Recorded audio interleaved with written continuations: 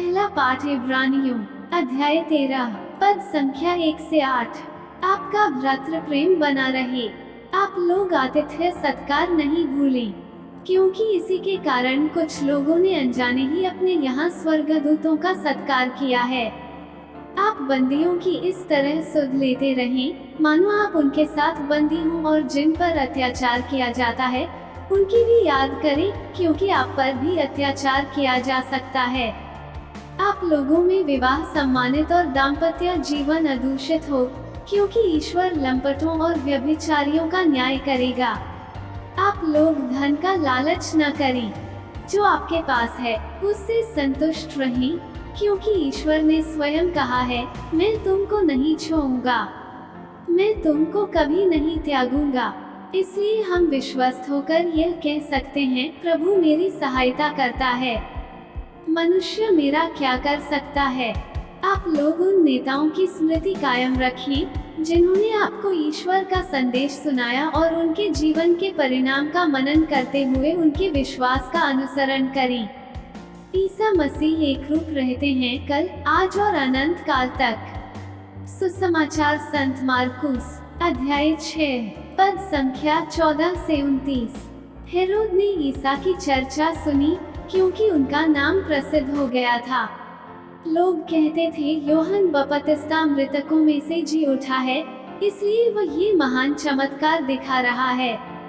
कुछ लोग कहते थे यह एलियस है, कुछ लोग कहते थे यह पुराने नबियों की तरह कोई नबी है। हेरोद ने यह सब सुनकर कहा, ये यूहन्ना ही है, जिसका सिर मैंने कटवाया है और जो जी उठा है। हेरोद ने अपने भाई फिलिप की पत्नी हेरोदियस के कारण यूहन्ना को गिरफ्तार किया और बंदी गृह में बांध रखा था, क्योंकि हेरोद ने हेरोदियस से विवाह किया था। और यूहन्ना ने हेरोद से कहा था, अपने भाई की पत्नी को रखना आपके लिए उचित नहीं है। इसी से हेरोदियस यूहन्ना से बैर करती थी और उसे मार डालना चाहती थी, किंतु वह ऐसा नहीं कर पाती थी, क्योंकि हेरोद यूहन्ना को धर्मात्मा और संत जानकर उस पर श्रद्धा रखता और उसकी रक्षा करता था। हेरोद उसके उपदेश सुनकर बड़े असमंजस में पड़ जाता था, फिर भी वो उसकी बातें सुनना पसंद करता था। हेरोद के जन्मदिवस पर हेरोदियस को एक सुअवसर मिला।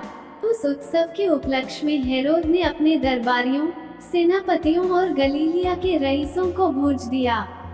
उस अवसर पर हेरोदियस की बेटी ने अंदर आकर नृत्य किया और हेरोद तथा उसके अतिथियों को मुग्ध कर लिया।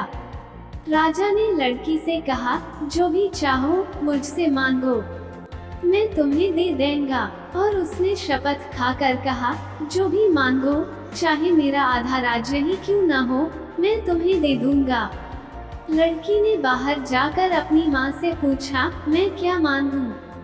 उसने कहा, यूहन्ना बपतिस्ता का सिर।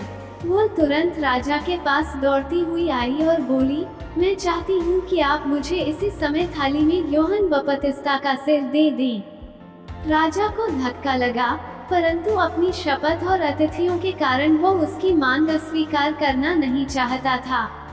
राजा ने तुरंत जल्लाद को भेजकर यूहन्ना का सिर ले आने का आदेश दिया। जल्लाद ने जाकर बंदी गृह में उसका सिर काट डाला और उसे थाली में लाकर लड़की को दिया, और लड़की ने उसे अपनी माँ को दे दिया।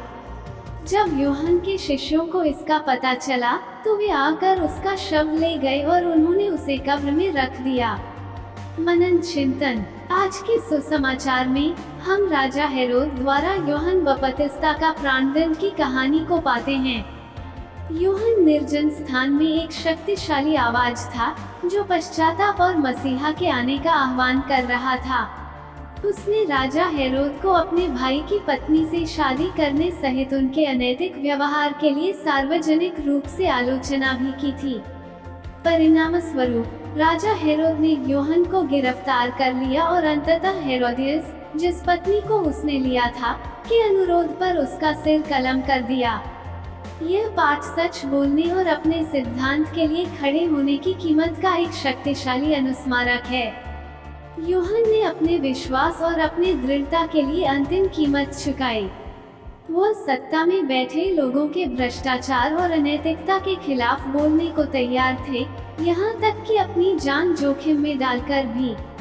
ऐसी दुनिया में जहाँ व्यक्तिगत लाभ या सामाजिक स्वीकृति के लिए अपने सिद्धांतों से समझौता करना आसान हो सकता है, यूहन्ना की यह घटना साहस और विश्वास के एक शक्तिशाली उदाहरण के रूप में कार्य करती है, जो वास्तव में मसीह का अनुसरण करने के लिए आवश्यक है। आमीन।